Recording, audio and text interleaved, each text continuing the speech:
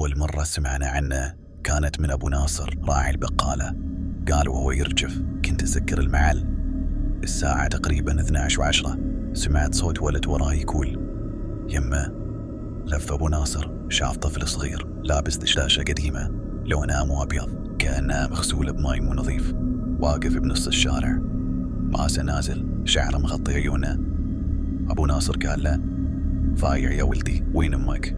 الطفل رفع راسه شوي، عيونه مو سودة ولا بيضة، فراغ. قال الطفل بصوت مو صوت طفل أدور أمي، ضاعت يوم الأربعاء.